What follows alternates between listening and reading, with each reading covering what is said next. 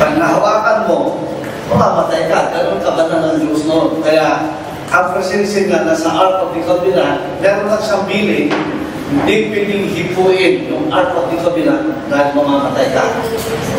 So ngayon, bawat habang dala-dala nila yung Ark of the Covenant sa gera, lagi silang panalo.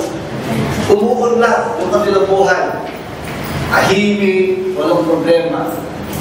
Pero meron one time na hindi nila nadala yung Ark of the Covenant sa gera, natalo sila.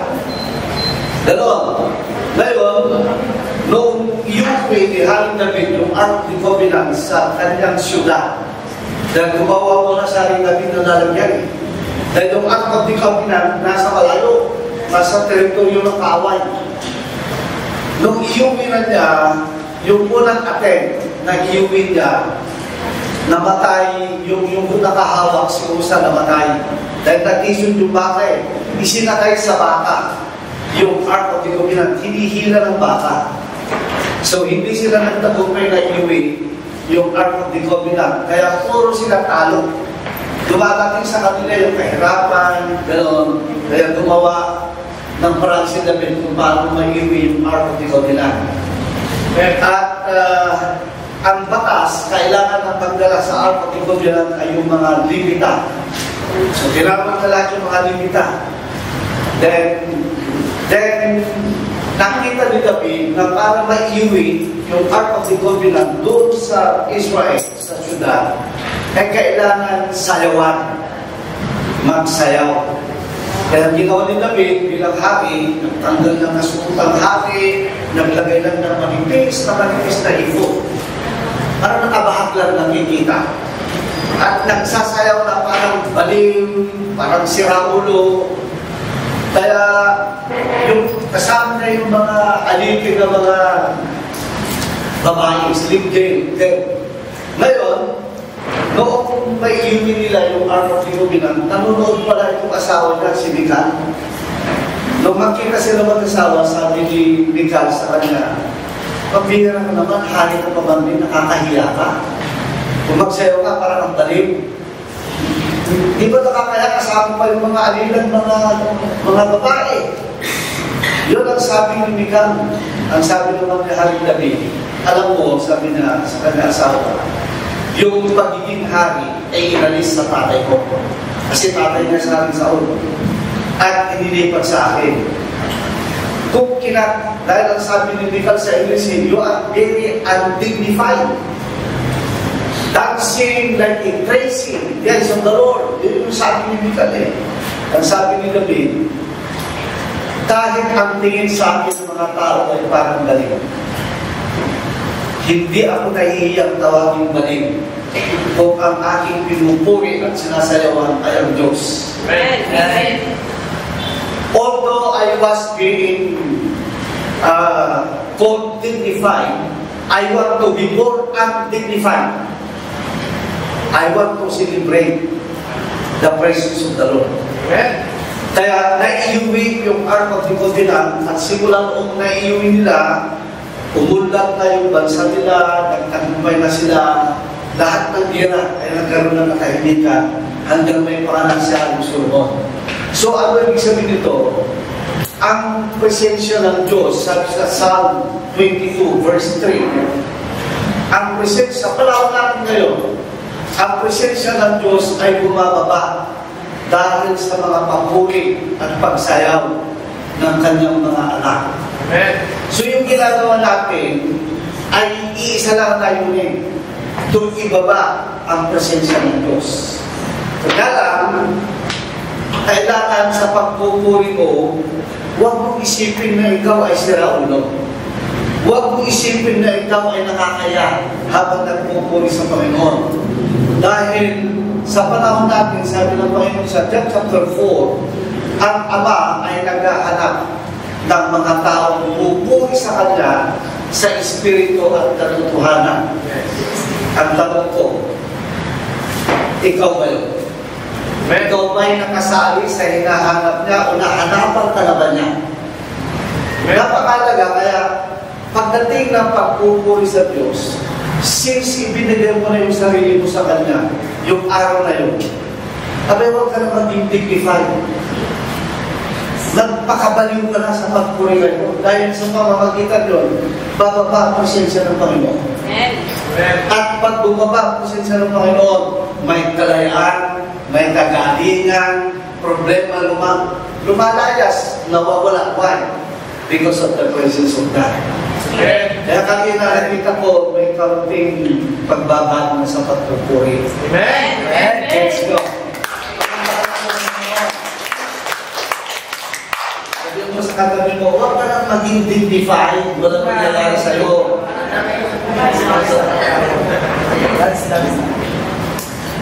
Okay, ang aking lesson ngayon ay, basahin ka ninyo? Part 1. Ayan, may part 1 kasi sa schedule ko, 3 linggo sunod-sunod daw dito. Kaya kapag-aaralan natin ang gusto, ano ba ang ibig sabihin ng abiding in the Bible? Sa loob ng 3 linggo, dahil matatapos natin ito na pag-aaralan. Matagal nang naipuro sa ito ng mga pasto, pero hindi masyadong nabigyan ng buhay. Amin ba? Okay. Kung babasahin natin yung ating talata sa wikang Tagalog, yan, sabi, ako ang tunay na puno ng ubas. Ang nagsasalita dito ay si Jesus. At ang aking ama ang tagapag-alaga. Sa English, my father is the gardener. Yeah. Ang God the Father ay isang gardener. Then, inaalis niya ang bawat sanga, yung sanga tayo. Kaya kung baka ito, yung puno ay si Jesus Christ. Ito yung sanga tayo yan. Nakadikit tayo dyan. Kaya yung salitang abiding, pananatili ang ibig sabihin nun. Sabi dyan, inaalis niya ang bawat sanga, hindi nagbubunga. Medyo mabigat ang dating nun. No? Kung tayo ito, nakakapit tayo sa puno, si Jesucristo, at siyempre pag hindi ka nagbubunga, medyo may problema, di ba? Kaya inaalis niya ito. Siyempre, pag inaalis niya, hiwalay ka na sa Kanya. At kapag hiwalay ka na sa Kanya, ano ibig sabihin nun? Okay, tuloy natin. Baka sabihin nyo, ang aga-aga pa, bigyan ng agad pastor.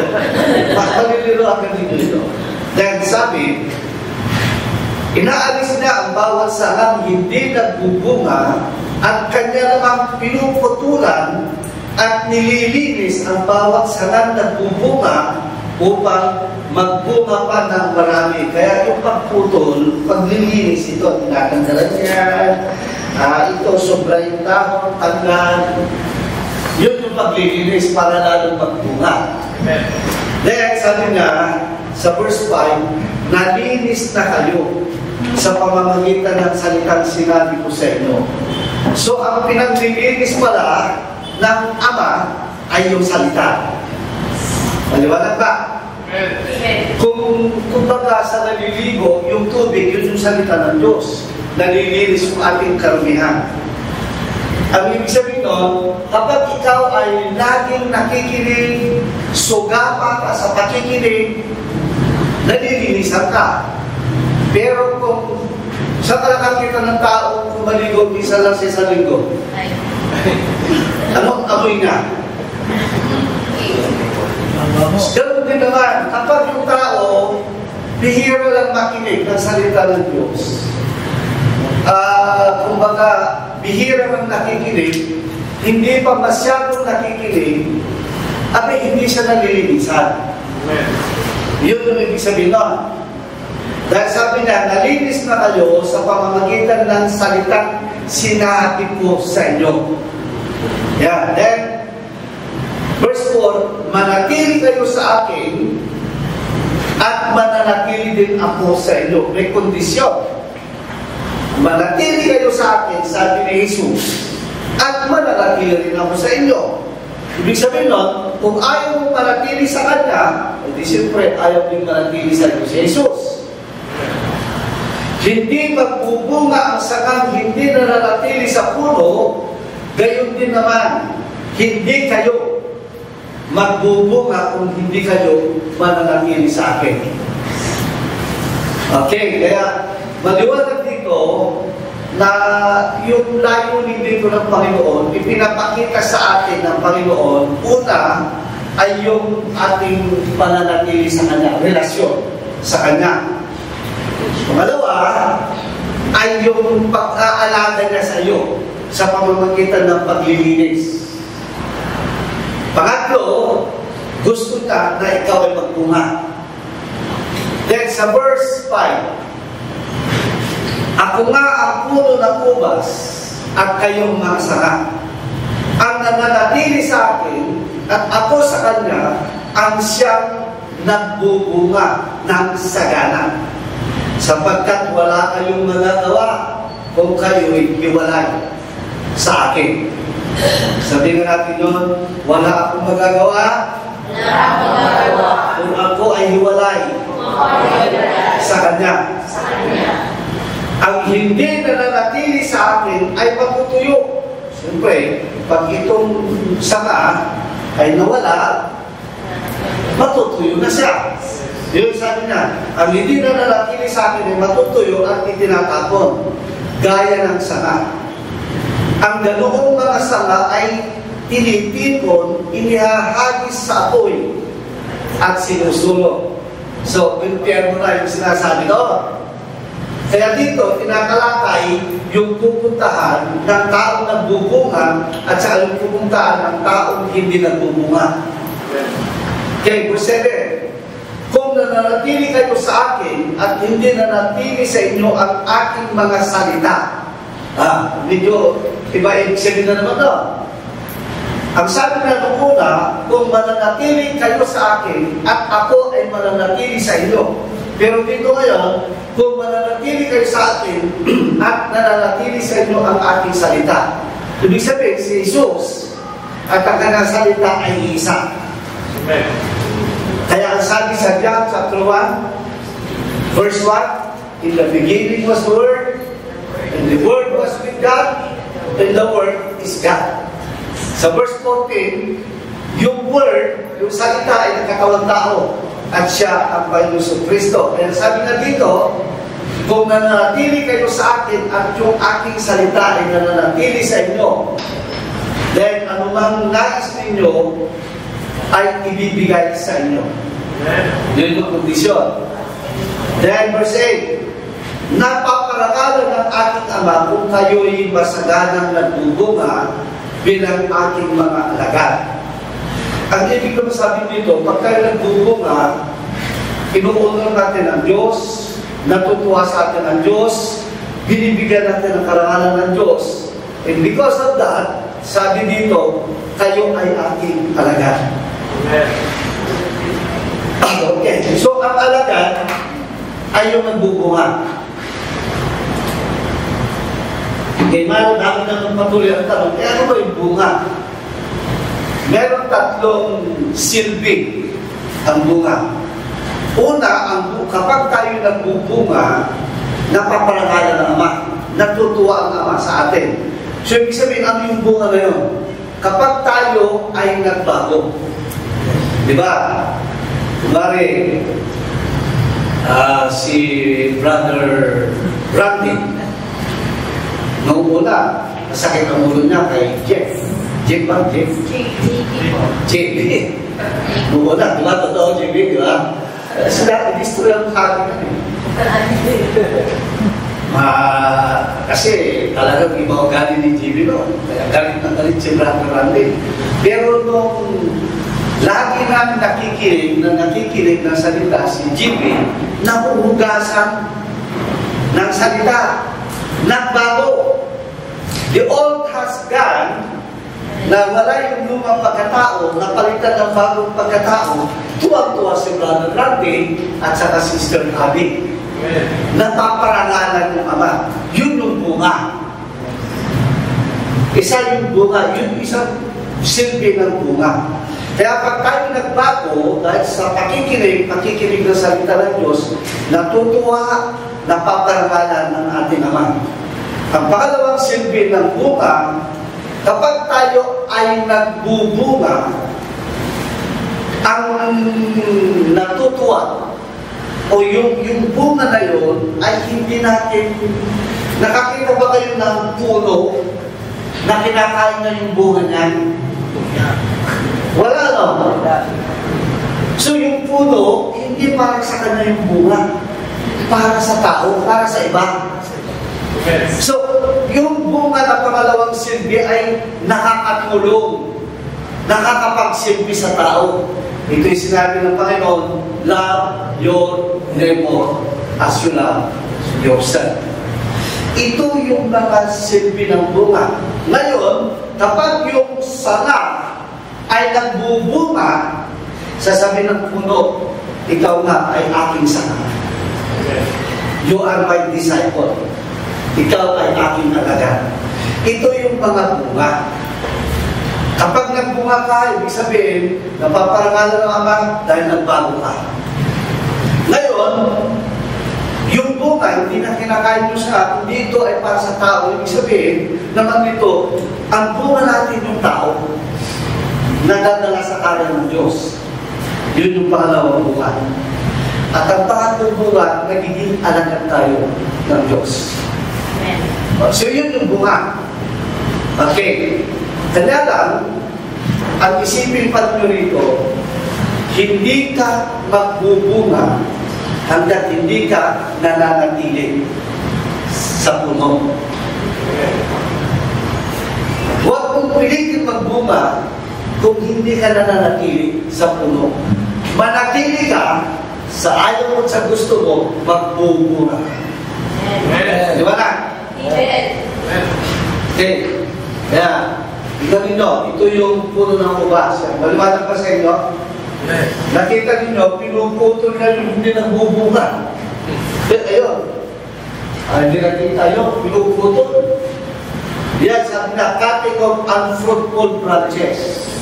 Yung isa naman, pinuputulan, pero ang tawag doon, nililinis, pruning. Para ano? Para lalong magbuha ng marami.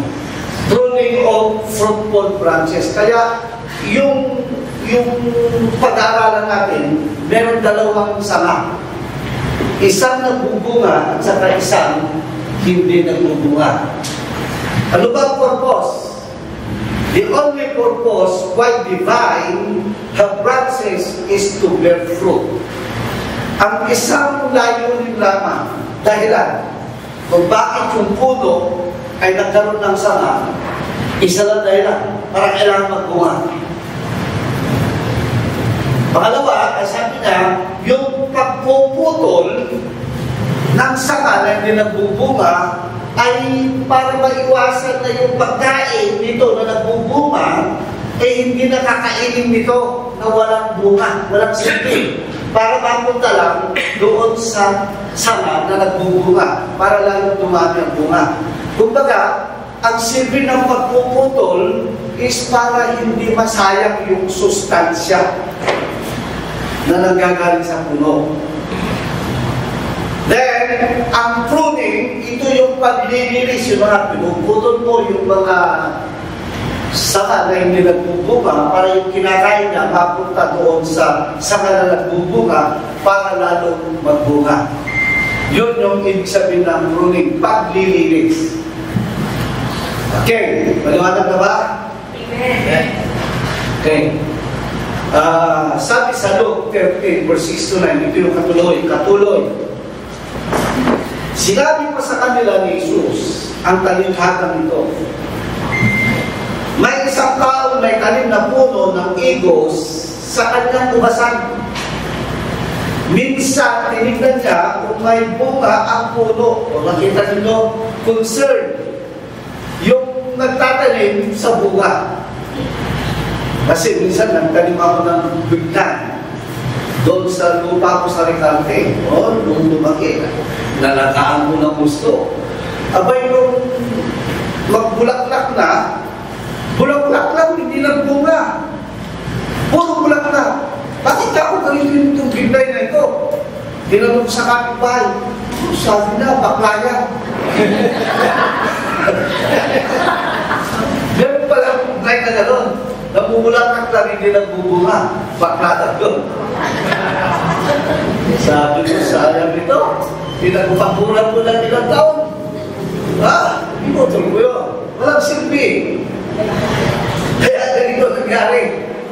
Minsan, tinignan niya kung may bunga puno, ngunit wala siyang nakita.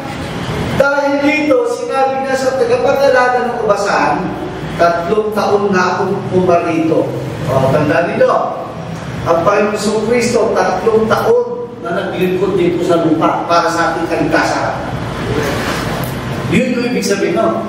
3 taon na akong pumaparito at naghahanap ng bunga ng punong ito. Sabihin na natin, naghahanap ng bunga. Ngunit wala mong makita. Putulin mo lang, nakakasikip lang iyan. Nakita niyo yung pagiging ng Diyos sa hindi nagbubunga. Nakakasikip. Then, verse 8, ngunit sumagot ang tagapag-alaga, huwag po muna natin putulin ngayon. Buhukayan ko po ang palibot at lalagyan ko ng pataba. Hey, may palugit, 1 taon. Sabi mo sa katabi mo, walang problema, may palugit pa tayo. Sige, sabi ko, walang problema, may palugit pa tayo. Palugit pa tayo. Sabi niya, no? Buhukayan, ibig sabihin, i-cultivate. At lalagay ng pataba. Verse 9, baka sakali. Sigurado baka sakali mamunga na sa susunod na taon. Kung hindi pa, saka mo natin siya ipapuputol. Antindi, no? So, ang gusto ko dito, talagang kung si Jesus ang puno at tayo yung sanga, isa lang ang inasasabi ng Panginoon, ang magbunga. Ano yung bunga? Yung ating pagbabago para mapangarangalan ng Ama. Pangalawa, yung makakapagdala tayo ng tao sa kaharian ng Diyos. Pangatlo, yung tayo yung matawag na agad. Yun ang bunga. Okay. Ngayon, magsisimula na tayo. Ito yung topic natin. Abide in me, and I in you. Sabi ng Panginoon, manatili kayo sa akin, at ako ay mananatili rin sa inyo. Ang punto di vista dito yung relasyon natin sa ating Panginoon. Dahil itong puno at saka yung sama ay talagang closely related sila. Madikit ang kanilang relasyon. Ano ang ibig sabihin ng manatili o abide? Ang ibig sabihin nito sa Hebreo ay yasba o yasab. Ang ibig sabihin ay to dwell. Sa Tagalog, tumira. Nakita niyo yung sanga, nakatira sa puno. Yun yung Hebreo. Pagdating naman sa Griego, ito ay meno o to remain or manatili. Yan, nananatili. Yan yung ibig sabihin ng abide. Kaya, to stay in a given place. Ito ba isang ibig sabihin? Ano ibig sabihin dito, to stay in a given place? Hindi palipat-lipat. Parang itong saka, ilipat mo sa isang saka, pag nagtagal, palipat-lipat, mamamatay. Then, to continue to dwell.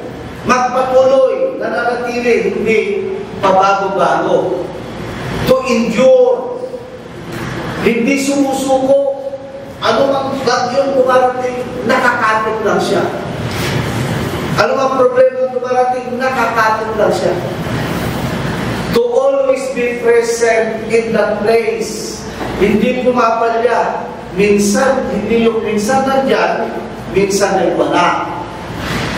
Sabi mo sa katabi mo, hindi ako yun. Okay. Then, ano ang ibig sabihin ng intimate relationship? Sabi na, one that is stayed permanently in spite kind of calamities that comes on his way. Yun yung pananatili. Intimate relationship. Ang mga sitwasyon, ang mga problema, nakakapit lagi sa puno. Kagaya ng father and child relationship, o gaya ni Brother Randy, siya na ng bida ngayon sa ating preaching.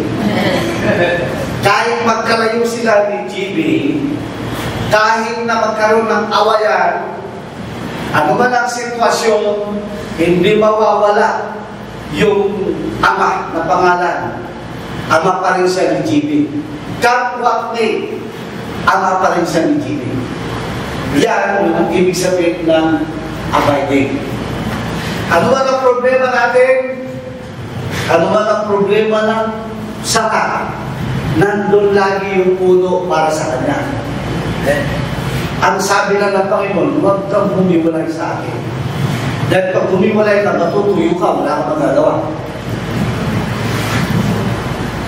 Okay, yun yung ibig sabihin ng abide.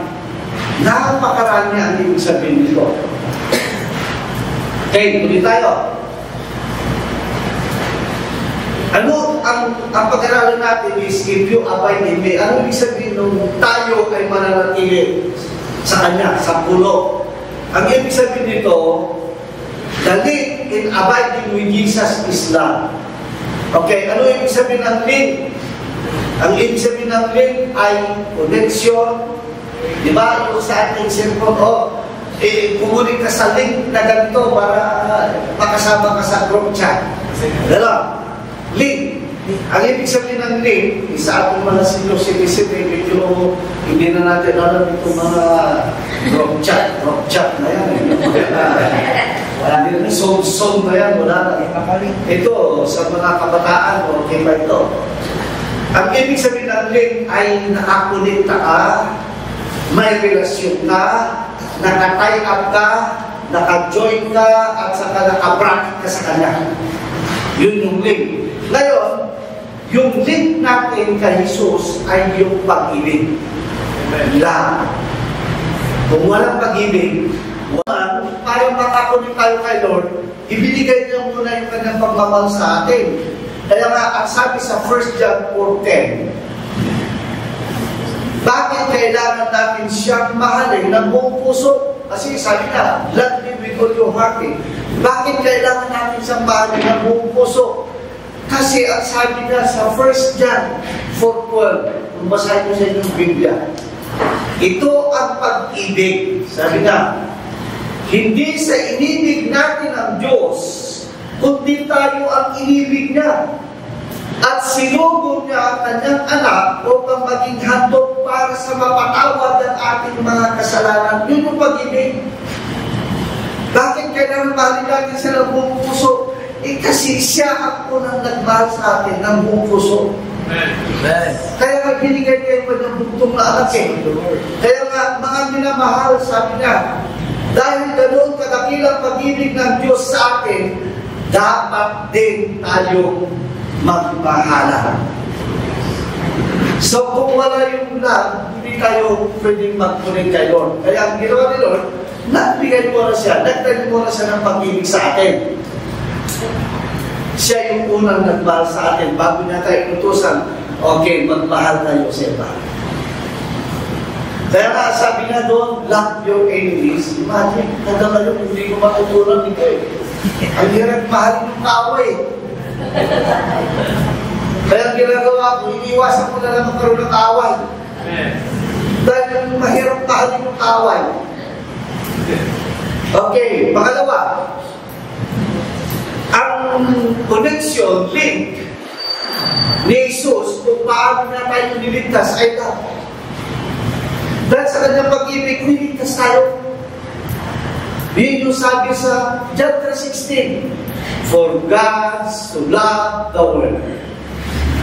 Imagine, nakita nyo yung paghihirap ng ating mga Ibuso Kristo. Tandaan nito, dito sa lupa, kahit sa langit, walang libre. Lahat may bayan. Kaya sabi na sa Romans 3:23, ang Ang sabi lang, ang lahat ay nagkasala. Kung walang libre, sabi sa John chapter, Romans 6, ang kabayaran ng kasalanan ay kamatayan. Walang libre.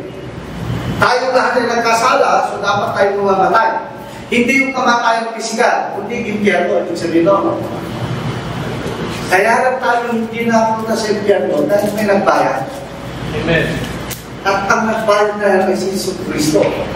Kung pag-aaralan mo yung hirap niya, imagine, binulutan ng banbas, tinuraan, sinakpan, tinadyakan, nilagyan ng puro ng tinig, ipinapo sa krus kung ilang pako yun, sinipak pa ng sibat yung kanyang tiyan, tumulo yung kanyang dugo, tinatawanan, iniinsulto. Yun yung hirap na dinanas ni Lord, alang-alang lang sa iyo na may utang na kasalanan na ang kabayaran ay impyerno. Ngayon, humihingi naman ang Panginoon ng pag-ibig sa atin. Ang sabi niya, love me with all your heart. Hindi mo ba kayang ibigay? Tanong ko sa inyo, minaharap ka ng gusto eh. Ibinayag din yung kanyang buhay sa kasalanan mo. Tanong, hindi mo ba kayang ibigay yung pagmamahal sa kanya ng buong puso? Kaya. Hello? Amen. Nagtama nito. Amen. Pag sinabi ba niya, purihin mo ako ng Espiritu at katotohanan, hindi mo ba kaya purihin ang Panginoon? Nahihiya ka ba magpuri sa Kanya? Dito makikita yung totoo ng pupuri kay Lord eh. Sa karsada, subukan mo magpuri kay Lord. Kaya mo rin. Dito, tuwing Merkulis, ang pinag-aaralan namin is yung kung paano ka manatili sa presensya ng Panginoon kahit anong kalamidad na dumarating. Natatawa akong Merkulis eh. Si Abigail, ang ina. Nakaupo ako sa likod. Pagsak dito, hila na upo. Tinitignan ko si Sister Corso. Tapos sira. Hindi siya nag-pray kay Lord ng buong puso. Diyan mo makikita na hindi ka apektado ano man ang sitwasyon. Kahit may nagugulo, yung prayer mo diretso kayo. Kaya magandang instrument ko si Abigail. Okay. So, ito ang dahilan. Yung una, kaya tayo ay, ano yung una kanina, yung pagmamahal. Diba? Ngayon din, nung iligtas tayo, kaya tayo na iligtas dahil sa pagmamahal. Kaya yung sabi na, love suffers long. Love is kind, love does not invade, love does not mayabang, in love does not lumalaki ang ulo. Then love never fails. Kaya ang hinihingi sa atin ng Panginoon, love me with all your heart. Amin ba? Amen. Kasi kung sa akin lang, 77 years old na ako. Lord, para dito, hindi na ako mamatay, hindi na ako pumunta sa langit ko. Alam ko, nagawa ko naman ay pinapagawa ko sa akin. Pero, alam niyo, ang Panginoon, hindi ka niya kukunin kung mayroon pang pinapagawa sa iyo.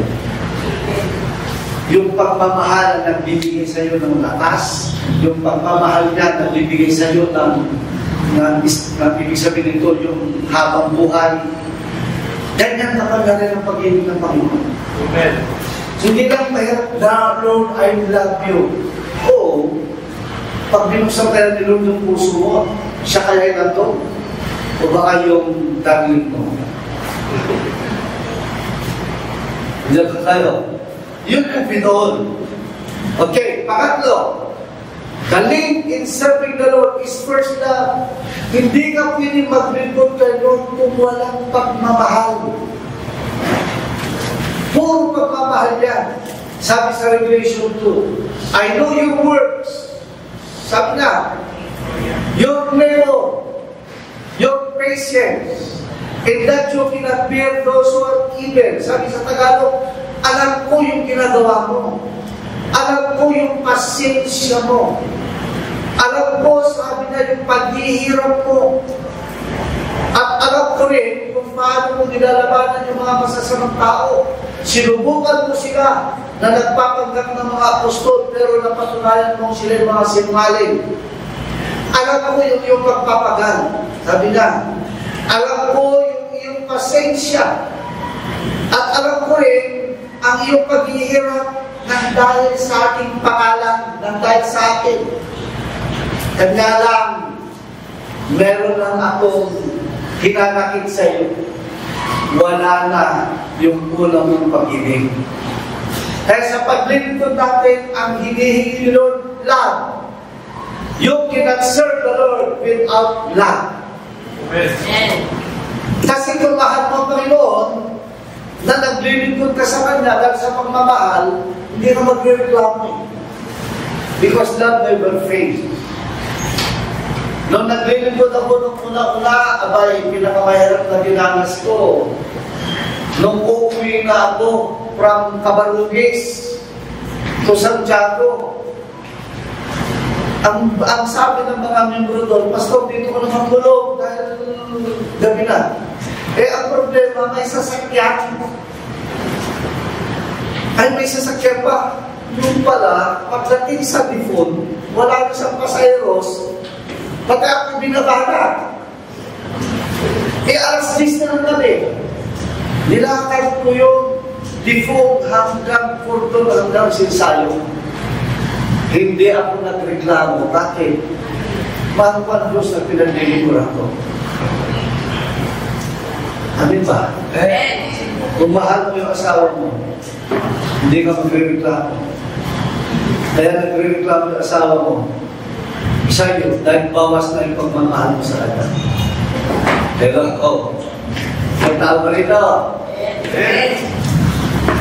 Tingnan ninyo, nung nililitsin ko dito yung niligawan ng asawa. Di ba, nung nililigawan kayo, dami pangako. Pipitasin ko mga pituin. Hindi naman na gano'n doon eh. Pero sa akin, gano'n doon. Di ba, tutusukin ko ito, gagawin mo kwintas para sa iyo. Sarap tayo magligaw doon eh. Pero ngayon, iba na, text lang tayo. Text lang. Okay lang. Ang daling magligaw ngayon, text lang. Pero, kahit anong problema, kahit mag-date kayo, Indianin mo, hindi nagre-reklamo. Mahal ka eh. Pero pag wala nang pagmamahal sa'yo, balik ka lang ng 1 minuto. Bakit date ka na naman? Bawas na yung pagmamahal. Kaya, kung ikaw naglilingkod kay Lord, at nagre-reklamo ka, napipilitan ka lang, sabi ni Lord, nakikita ko yung pagpapagal mo sa akin. Kaya nagreklamo ka. Wala na yung first love eh. Kaya yung sabi niya, ito lamang ang sama ng loob ko sa inyo, na wala na yung kunan yung pag-ibig. Kaya sa tagal na 37 years na, isa lang ang nire-reklamo ko, pag hindi ko marating yung aking prayer, yung sabutan, Lord, matatagal. Ang sabi mo dito, ang liwanag, Matthew 7:7, humingi ka at ikaw ay aking bibigyan. Masama, Lord. Sabi nakakita ng tatay, ikaw, Brother Randy, sabihan mo naman si GB, anak, humingi ka sa akin. Saka nakakita ng tatay na utusan niya yung anak na humingi sa kanya. Yung ating Heavenly Father, iba, humingi ka at ikaw ay aking bibigyan. Sapagkat lahat ng humihingi ay binibigyan. Nagre-reklamo ko, Lord, wala ka. Ayun, saan na? Kailangan ko, Lord. Kayo ng mga magulang, kapag humihingi sa ito, yung inyong anak ko, may dalawa kayong anak, yung isa ganito, nangingin pera. Sige, bukas na. Alis na siya. Ito yung isang anak. Nangingin pera. Bukas na. Sige na, kayo na pa. Sige na, kailangan ko eh. Sino ang unang yung bibigyan? Makulit. Ganyan tayo dapat manghingi kay Lord. Makulit. Pero tsakin ninyo na kayo nakakabit sa puno. Maliwanag ba? Okay. Kasi pagkaroon mo yung prinsipyo, dahil lahat ng humihingi ay tumatanggap. Eh Lord, matagal na yung sakit ko, hindi gumagaling. Pumunta ka sa doktor. Sasabihin ng doktor, naku, talaga senior citizen na ganyan talaga yan. Meryuma ka na, may gauss ka na, ganyan yung senior citizen. Sino nagsabi sa'yo? Nakalagay ba sa Biblia na pag senior citizen, meryuma ka na? Wala! Eh si Moses, namatay siya. Hindi nagbago yung lakas ng kanyang mata. Dahil ang sabi ng Panginoon, ako ay nasugatan para lahat kayo ay gumaling. Bayang na yung kagalingan natin. Tingin mo na lang na magaling ka. Maliwanag ba? Okay. Magpalapot na tayo. Okay, pati kaligtasan natin. Hindi tayo magkakaroon ng kaligtasan. Nagkaroon tayo ng kaligtasan dahil sa pag-ibig. Because of love. Yun yung sabi dito sa Matthew 24. And because lawlessness will abound, the love of many will grow cold. Sabi na doon. But he who loves or endures to the end shall be saved. Tignan nyo, yung tao ng mamahal, kahit anong darating na problema sa kanya, hindi siya apektado dahil yung tao nagbibigay sa kanya ng problema ay mahal na mahal niya. Pero kung yung tao nagbibigay ng problema sa kanya ay wala siyang katiting na pagmamahal, ay talaga makikipag-away siya. Kagaya ng bawa, si Pastor noon, nung siya ay nagkasakit, ay talagang pinagtyagaan ko rin nahaligan, sinumutan, nililinisan, mahal ko eh. Hindi ko kayang gawin sa kanya kung hindi ko siya mahal. Kung mahal natin ang Diyos, hindi tayo dapat reklamado. Dahil ito, kung gusto natin, kaya tayo naligtas dahil sa pagmamahal ng ating Panginoon. Yun yung link lang. Okay? Abay hindi. Ano yung ibig sabihin ng abay hindi? So, ang itinuro ko nila, yung link, yung connection, kung paano tayo makaabay. Kung paano tayo makakunik dahil sa love. Ngayon naman, ano ang ibig sabihin kung paano tayo ngayong nag-abay? Ang sabi na dyan, the branch must attach firmly to the vine. Kailangan, para makakunik tayo, talagang firm. Kumapit tayo sa puno. Kumapit tayo kay Kristo. Para ano? Para magbunga ng sakana. Para paghiwalay ka kay Kristo ay wala tayong magagawa. Ito ang dapat gawain natin ng mga sana. Attach firmly into the vine. Okay. Kaya lang sabi ng John 15 verse 5, ako nga ang puno ng ubas at kayo nga ang mga sanga.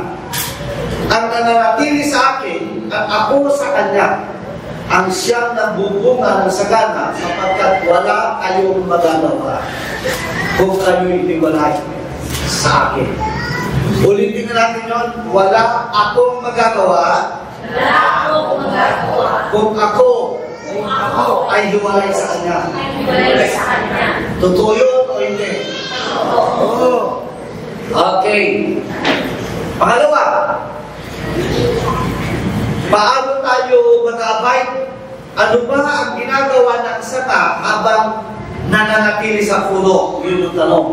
Ito ngayon yung saka, nakakapit sa puno. Ano ba ginagawa niya habang siya nakakapit? Una, ang sipsipin ang mga nutrients o sustansya na nanggagaling sa puno. Para ano? Para lumaki, para magdahon, at para magbunga. So, ibig sabihin, ang nagbibigay sa iyo, tandaan nyo, yung bunga, hindi ikaw ang nagbunga. Bunga ng puno yun. Ang ibig sabihin doon ay ikaw lang yung magdadala ng bunga. To bear fruit. To carry the fruit. Hindi tayo nagbubunga. Mag-aari ng puno, tayo lang yung magdadala. Yun yung ibig sabihin no. Ngayon, anong trabaho nyo? Itong sanga, wala siyang gagawin kundi sip-sipin yung sustansya na nanggagaling sa puno. Ano yung sustansya na sisip-sipin natin? Yung salita ng Diyos. Amen. Yun yung nutrients. Di ba sabi ng Joshua chapter 1 verse 8, don't let this book of the Lord depart from thy mouth, but thou shalt meditate therein day and night, so that you will know everything that was written therein, then you will become prosperous and in good success. Yung pinakasugapa na sumipsip ng salita ng Diyos ang umuunlad sa buhay. Maliwanag ba? Kaya tingnan natin. Ang dahilan ay sisip-sip ng sustansya para lumaki. Kaya nakita nyo, may mga sanga na maliliit. Bakit? Mahinang sumipsip eh. May sangang malalaki. Bakit? Sugapang sumipsip eh. Sa tingin nyo, magbubunga ito? Hindi. Wala po lang yung sustansya niya eh. Kaya yung pagbubunga, wala kay Lord nasa atin. Amen. Sabi niya sa Psalm chapter 1 verse 2. Tignan niyo yung taong halintulad nito. Sabi niya, na halintulad ng Panginoon kung paano siya naging magandang pulong. Sa halip, sabi niya, ang kanyang kasiyahan ay sumunod sa kautusan ni Yahweh.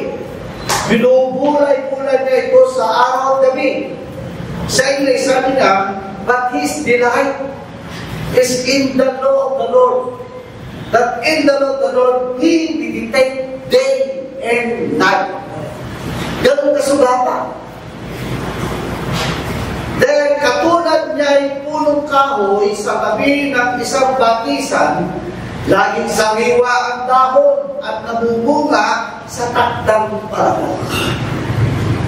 Yun yung mga sugatang sumipsip ng sustansya. Sabi doon, laging sariwa ang dahon at nabumunga sa takdang panahon. Ano man ang kanyang gawin, siya ay nagtatagumpay. Kaya nakita nyo yung mga Kristiyanong maunlad, lumaganda buhay. Okay, ang nutrients o sustansya ay ang salita ng Diyos. John 15:7, sabi na doon, kung nananatili kayo sa akin at nananatili sa inyo ang aking salita, yun yung sustansya. Hingin ninyo ang anumang nais ninyo at ibibigay iyon sa inyo. Maliwanag ba? Abay, paano hihingi ng bunga? Mahinang sumipsip ng sustansya.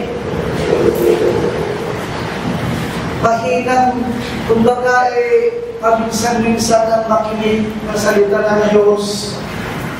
Marami pang nang-istorbo sa kanya minsan. Kaya yung nasisip-sip niya, para sa kanyang sangalan na mali, kulang ang sustansya para siya ay lumaki at magbunga. Yun yung ibig sabihin niyan. Ang nutrients o sustansya ay ang salita ng Diyos na naglilinis sa sanga. Kaya yun yung sabi na dito, nalinis na kayo sa pamamagitan ng salitang sinabi ko sa inyo. Kaya napakahalaga yung sustansya ng puno sa sanga. At yung sustansya yun ay walang iba kundi yung salita. Maliwanag ba? Okay. Pangalawa, ang dalhin ang maraming bunga ng puno. Pangalawang trabaho ng sanga. Unang trabaho ng sanga, kailangan kumapit siya gusto sa puno. Pangalawa, ay kailangan dalhin niya yung maraming bunga ng puno. Sabi na, ang bunga ay nanggagaling sa puno. Kay Jesus. Siya yung ating puno. At ang sanga lamang ang siyang nagdadala. Hindi tayo nagbubunga. Tayo yung nagdadala ng bunga. Dahil sabi na doon, ang bunga ay isang lalagyan ng sobrang sustansya na nasisipsip ng sanga. Kaya kunwari ito yung sanga, matakaw sumipsip. Sipsip ng sipsip, sa kanyang pagsisipsip, ay may sustansya para magdahon. Maraming dahon, lumalago yung sanga, humahaba. Kaya makita natin, may malaki, may maliit. Ganyan din ang Kristiyano. May malaki, may maliit. May nag-grow, may nag-mature, pero hindi. Nakadepende sa pagsipsip ng sustansya na salita ng Diyos. Okay. Then, kapag ang sanga, sipsip ng sipsip, sumubra na yung sustansya na kanyang sinisipsip, gagawa ng container para doon niya ilagay yung sobrang nasipsip ng sustansya. Yung container na yun na yung bunga. Kaya yung bunga, doon na ipon yung sustansya na sobrang nasipsip ng sanga. Kaya, nagkaroon ng bunga yung sanga. Ganon din tayo. Tingnan ninyo yung makakaw kumain ng salita ng Diyos, makinig ng salita ng Diyos, wala nang ginawa kundi yun na lang ang nasikaso. Pagdating ng araw, sa ayaw at sa gusto niya, magbubunga yung tao niya. At ang sabi ko, lahat ng kanyang gagawin ay magtatagumpay. Maliwanag po ba? Yes. Gets nyo? Yes. Kaya ang formula, ang susi, nakadepende sa pagsipsip natin sa sustansya na walang iba kundi yung salita ng Diyos. Ang bunga na dinadala ng sanga ay pagkain ng mga tao, hindi yung puno ang kumakain. Yung tao, ito yung sinabi ko na naglilingkod tayo sa tao. Yung puno, yung kanyang bunga, hindi siya kumakain, kundi paglilingkod sa ibang tao. Ito yung ano ba paglilingkod? Ito yung nadadala natin ng mga tao sa karya ng Diyos para makatikim din ng kaligtasan. Yun na yung isang bunga. Pero hindi nyo kayang gawin ito kung kulang kayo ng sustansya. Kagaya tuwing Miyerkules, itinuturo ko kung paano talaga magpuri kay Lord. Kasi noon, alam niyo galing ko, hindi ako pupusarang kada, lagi sa likod. Dinitignan ko yung tao kung paano magpupuri.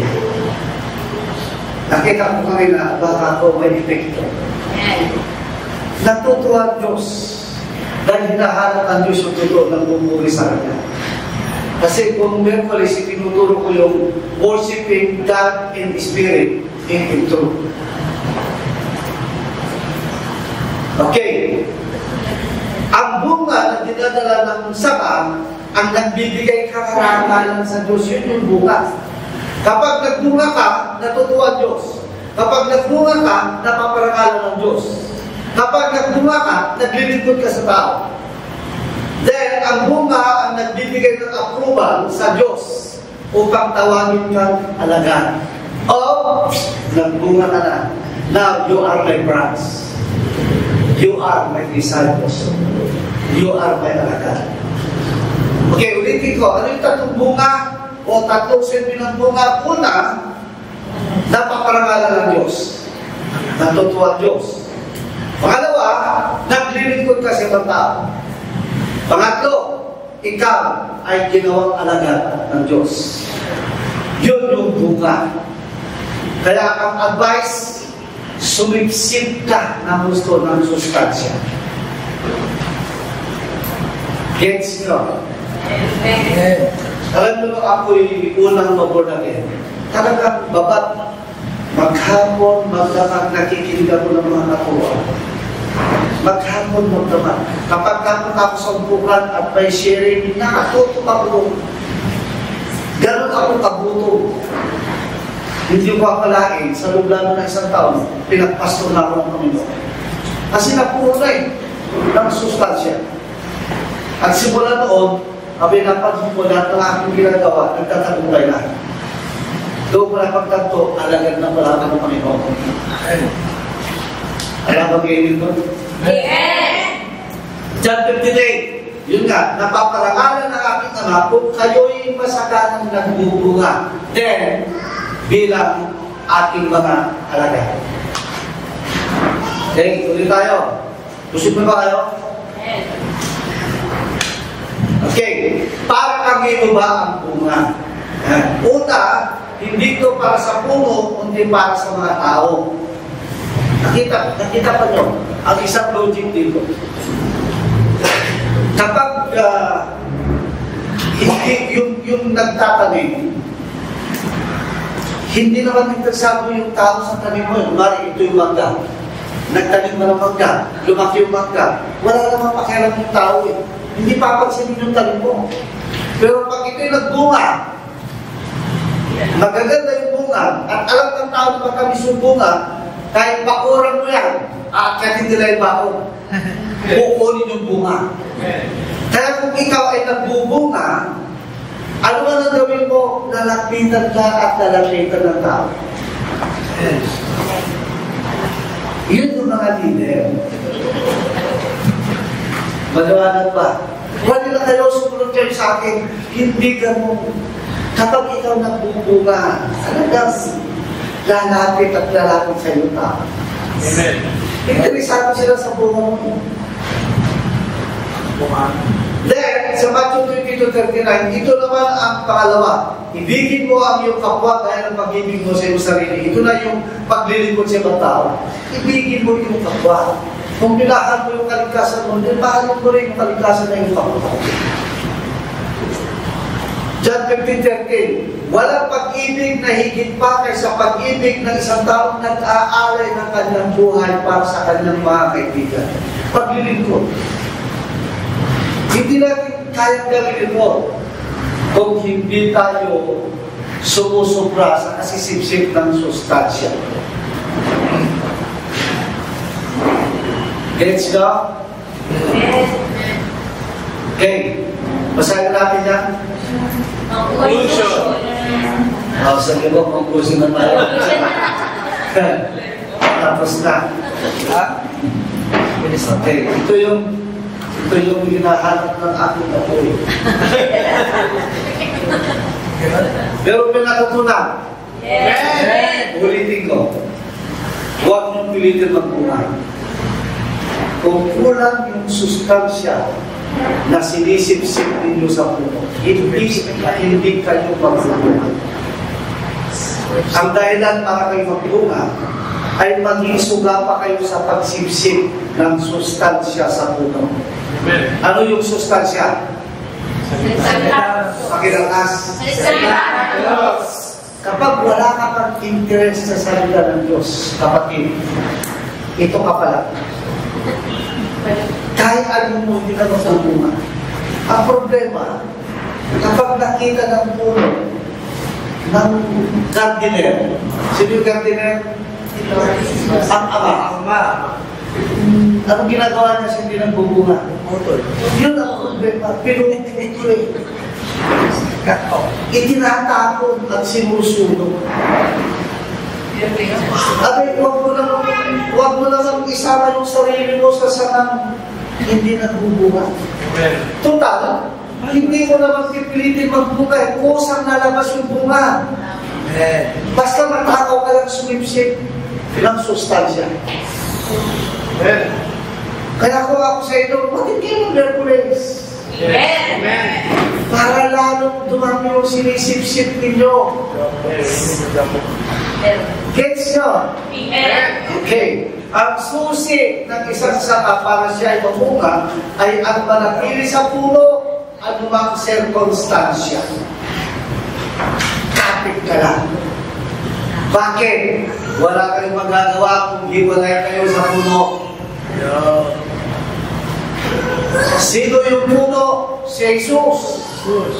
Sino si Jesus? Yung salita.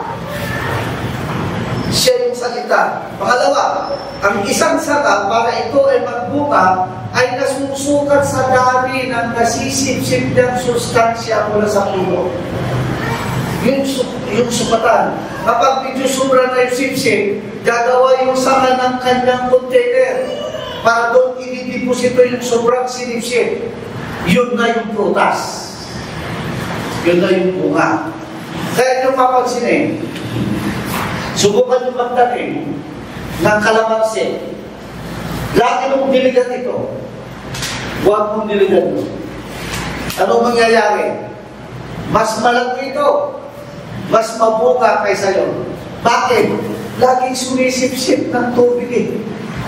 Ganun din tayo. Kung lagi tayong sumisip-sip ng sustansya, abay lalago ka, magbubunga ka. Ibig sabihin na, tandaan nyo, heaven and earth shall pass away, but my word shall not pass away. Dumating man ang katapusan, magulang man daw ang mundo at ang langit. Kung nasa iyo, salita ng Diyos, hindi ka kasama sa pagmunaw. Amen. Maliwanag ba? Ganyan ka-powerful yung salita ng Diyos.